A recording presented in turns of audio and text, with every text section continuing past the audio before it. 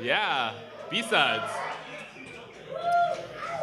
So here we go. We're kicking off BSides. I'm very happy to be one of the first talks. I'm Daniel Ray. I'm here with Brittany Postnikoff, and we have some fans. We're here to talk about in-home robots giving intruders a helping hand. So the first thing is we've all seen lots of reports of planes, automobiles, and medical devices being under scrutiny for security problems. They have a lot of the same problems that robots face. For example, robots all have Wi-Fi, well, most of the in-home robots that we've seen have Wi-Fi access, Bluetooth. You can adjust what they're doing and control them with phone applications, which, I mean, we've seen automobiles, that's what can be used to man in the middle. Same thing with web applications, and one of our favorite parts with the robotomy here is we found open USB ports that anybody can get access to if they have physical access to your robot. The interesting thing about robots, though, is they have specific exploits. So you can see by the pictures here that robots have different form factors. We have ones that, like the Roboboa, which, I mean, the one that looks like a snake. We have Jibo, the one in the corner here that looks like a fan. It's apparently a social robot. And we've got things like Darwin's, which look like small humans. So these form factors allow them to, in-home robots to do interesting things. They can manipulate your space, they can manipulate you. It's kind of interesting. And the sensors they do or do not have can change what they can record and what information they can get from your home. Exactly. And the important thing with in-home robots is the setting they're used in. The fact that they're in your home, someplace that you think is private, and basically when you save, it's like a save file. When you come back to your home, you expect it to be exactly how you left it. And the thing about robots is that they're part of the Internet of Things, especially when they're in your house. So the Roboboa, for example, will try and interact with all the technology around it. It'll interact with other ones from the same company. It'll try and interact with robots from different companies. And just how it uses its social space leaves a home open to a whole bunch of different risks. And the last point is social engineering, especially things like the Darwin, or we'll show you later in the talk, NAOs. It's another humanoid robot. Both are used to social engineer people. We've done research. I'm doing persuasive robotics right now, getting robots to persuade people. We've got robots that, if they tell you what to do, people are likely to listen. So, you know, it's one of these interesting things that robots bring into your home. But why do we talk about robots? Maybe you don't have a robot in your home, but I'm thinking at least, does anyone here have Roombas? Yeah, look, you have robots in your homes. That's pretty cool, right? That's great. So this is starting to come out. The Roomba is one of the most prolific robots, perhaps, in this day and age, and they're in your house. They're pushing things around. They're vacuuming your house, and you know, maybe you've had some problems with the Roomba, maybe destroying something, knocking something over. If intruders had this kind of, you know, access to your Roomba, what could they do? But Roombas aren't the only robots that are becoming more common. Drones, as you can see there, are becoming really cheap and really good. Even now, you can get really great drones for just $100, $150, all the way down to $10 to $50, almost pocket money. And they have cameras, they have spinning helicopter blades, and these are often controlled over Wi-Fi, over a phone connection, Bluetooth. So all those vulnerabilities from earlier, if you get access to them, maybe you'll have a flying helicopter of death coming at you in your house. These are things to think about. But we also have homes away from home. We often spend a ton of time at work. I'm sure some of you sometimes think you're living there, essentially. But at some works, like for example in factories, there are robots right now, not like the big scary ones that are behind cages, but robots working right beside people helping assemble things. So this is another type of robot in an even more dangerous situation that we have to be considerate of. But maybe something a little closer to our hearts. In the bottom left here, you can see that's not a stuffed animal here. That's an actual robot that's made to help take care and be therapeutic to elders in care homes. So its name is PARO. PARO is absolutely adorable. This thing is actually made after the Canadian harp seal. So when people say stop clubbing, baby seals, baby seals. So the point of PARO is that this is directly from the website. It allows the documented benefits of animal therapy to be administered to patients in environments such as hospitals and extended care facilities where live animals present treatment or logistical difficulties. This sounds great. It's a robot, it's helping take care of people you care about, people that are in stressful situations, people that might not be as healthy as you'd like them to be.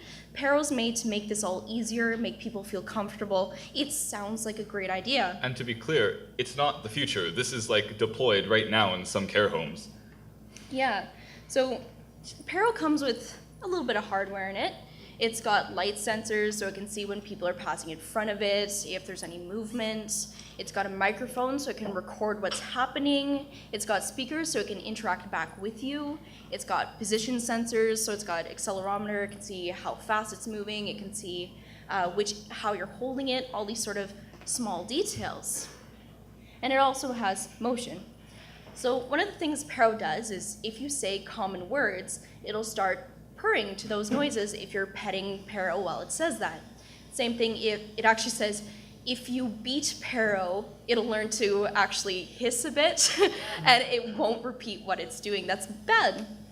So back in 1999, the NSA had a problem with Furbies. So Furbies are small, adorable, kind of actually creepy little things that they have 100 English words and 100 Furbish words, Furbish being a mishmash of adorable cooing noises, basically.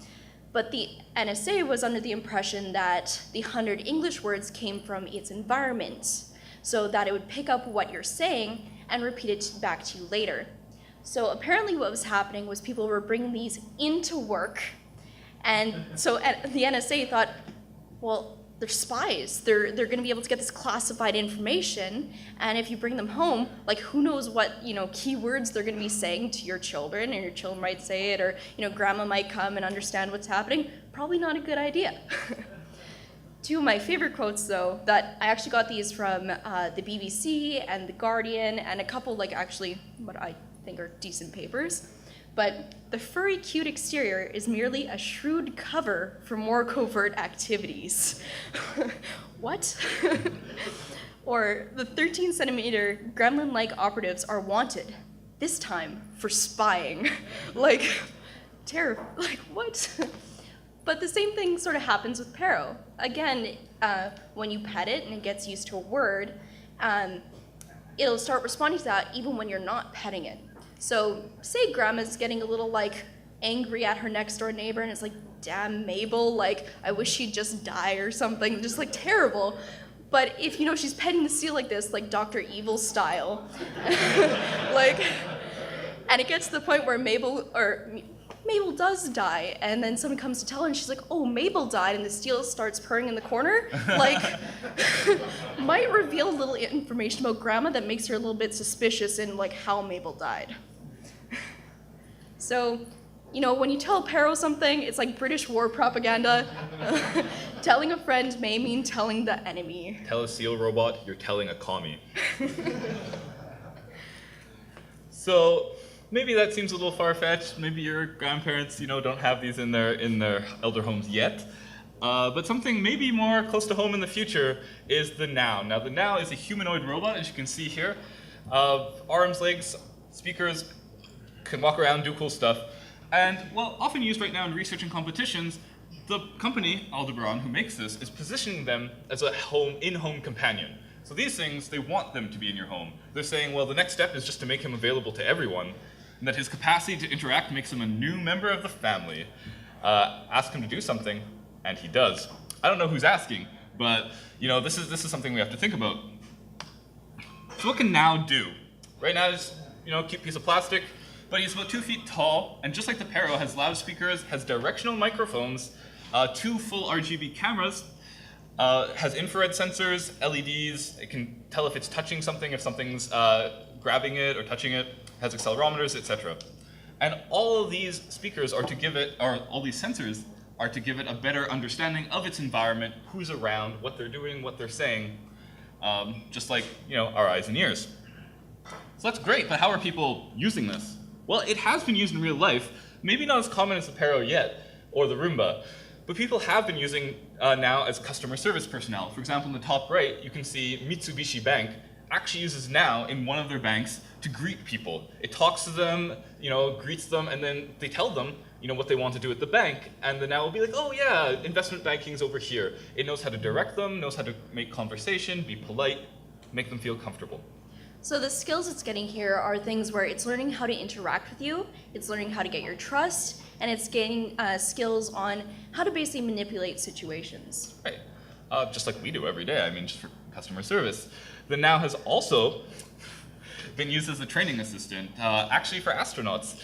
So what they've been piloting lately is the NAO will be used as, for example, will be used to teach people things, or while they're, for example, exercising, the NAO will be kind of like a training agent. It'll be like, oh yeah, just push a little more, just push harder. And it actually makes them stay, more closer to their training regimen. It's really good at encouraging people and influencing their behavior. In addition, I said it's sold as an in-home robot, so of course it can do some household chores. The NAO is good at learning the NAO is able to learn, say, your everyday schedule by using these sensors to know when you're there, when you're not there. For example, when there's no one in your home. It can do chores like remind you of appointments, help the kids get to school on time. And it's got other skills, so it's obviously learning how to use the tools in your home, where you keep things, what you have available, and also what you've told it can do and what it can't do. Right. And maybe you've seen all these videos of DARPA challenges of robots failing at doing physical things. But physical competitions, like athletic competitions, are a big part of where the NAO is used now. And why that's important is people are developing the NAO. They're making it better, giving it abilities to climb ladders, get over stairs, lift heavier objects, run, sprint. These are things that NAO is becoming able to do right now. So when does this come back to security? So, well, say an intruder, using these earlier vulnerabilities, gets into your robot. Now, the intruder has an actual physical presence in your home, and you might not even know it. It's just a robot, the robot you have in your everyday life. You're used to it. This robot, while going about its chores that you told it to do, it might have access to sensitive information. Because it's in your house, it's your private space, you just leave your credit card bill on the table. The NAO can take videos, snapshots, send it back to you over Wi-Fi. It can listen in on private conversations. Maybe you have a business meeting. Maybe you're talking about sensitive medical information that you don't want, your employer getting hold of. And stuff like this, the robot can, because it's Wi-Fi connected, it can put it on YouTube, or it can put it on Twitter, or it can put snippets in other places. When I was in ICRA robotics competition in May this last year, that's one thing they had, was a robot that would read Twitter to you. You could respond back to the robot about the tweet, and it'd post your response online. So even if it's an accident, something can happen where the robot thinks it wants you to tell it a tweet, and then puts it online. So you never know when or what it might say. Or maybe, maybe you have cats or dogs and you're used to them coming, to say hi to you while you're in the washroom. What if the robot comes in with its RGB cameras and a Wi-Fi connection, and now there's a 7-second vine of you peeing on the internet? I don't know. This stuff is possible. In addition, observation though, security monitoring, it's not far-fetched. So now it's actually sold as a tool that, when you're away from your home, you can see if there's any intruders, check on your kids or your nanny by using it as a monitoring platform.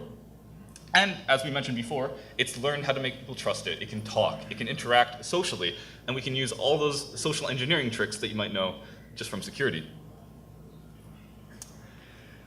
So sometimes it's even an accident what you want a robot to do. They don't make good choices. Yeah.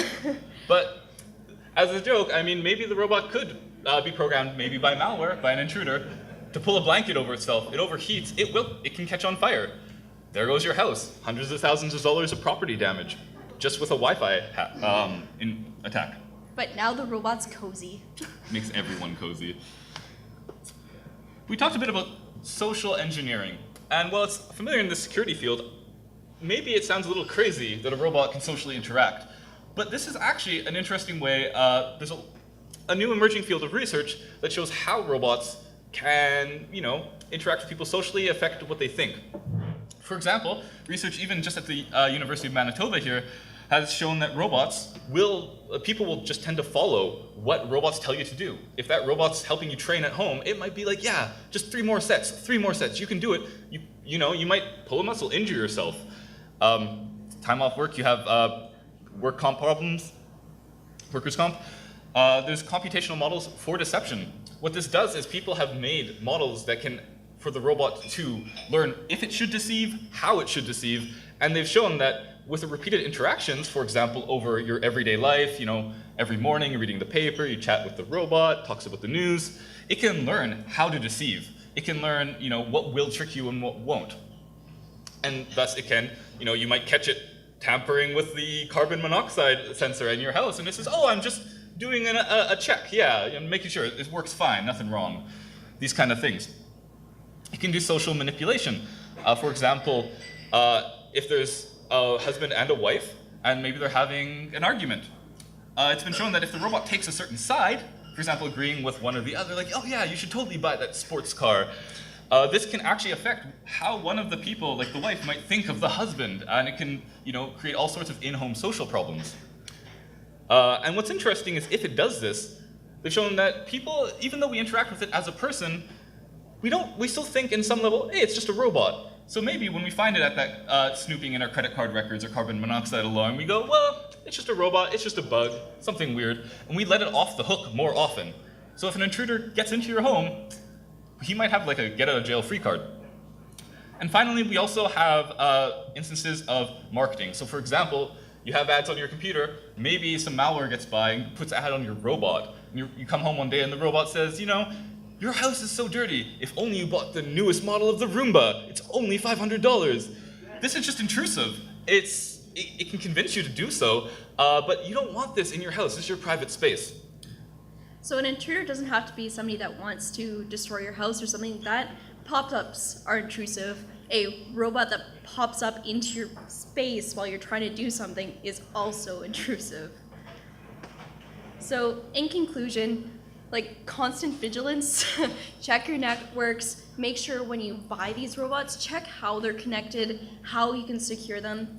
The other thing we didn't mention is that NAO is actually run on, it has a Linux OS, so anything you can run on a Linux machine, you can also run on this robot. So anybody who wants to develop, it's not difficult. And again, robots introduce new exploits into your home. It's stuff that, a lot of people buying these robots don't expect. Like if you have fancier Roombas that actually laser your space to see what the most efficient path is, they now have technically schematics of your home. They know where the entrances are, they can see where different things are placed. That's intrusive. So again, please share this information, talk about it. We definitely want to hear what people have to say. Yeah. This is sort of my area of research, is I want to do security and robotics, so please contact us with any questions. Yeah, so I guess, the final takeaway is maybe you don't see too many robots in your homes yet, but social robots really are just around the corner.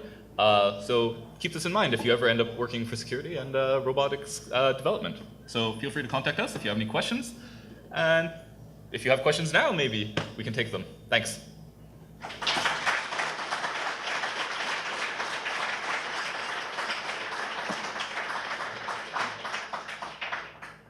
Do we have time for questions? Yes. Great. Okay, anybody want to ask anything? What got you guys into robotics? Robots are cool. Science fiction, cartoons. Gundams, Metabots. Cylons. I mean, my research. But is it bad if Cylons are inspiration? I don't know. Question? What's your take on the Internet of Things and just how it's become so prevalent in people's homes? So there's so many ways you can start this conversation. It's actually difficult to talk about. So we all know, Internet of Things, you have the thermostats, and if somebody's able to mess with that, well, all of a sudden your house is too warm, or in Winnipeg, too cold and burst your pipes. That's an issue. Same thing with robots. If somebody can get in and one of these other devices are not secure and they can get through your system into your robot, the robot just has so many more opportunities to mess up your space, and cause problems in your home. So Internet of Things, it's the same problems that everybody's talking about. It's why we have problems with the vehicles, medical devices, everything's starting to get connected. So if we're not taking steps to secure everything, it's going to be to the point where we're not securing anything. Yeah, and I think the Internet of Things is really promising, at least for robotics, and there's a lot of robotics problems are really, really tough. And so one of the easy ways around it is if you have all these sensors already in your house, it's great. You know, the robot might have limited computational power or sensing, but you have a security system in your house. You have the Nest thermostat, and it can use these as extra sensors kind of connected and extend its body into your house, and it makes, you know, the robot able to do more things. And so I think a lot of people are interested in getting the robots into these networks, onto this Internet of Things. And so it will be... Just how? Yeah.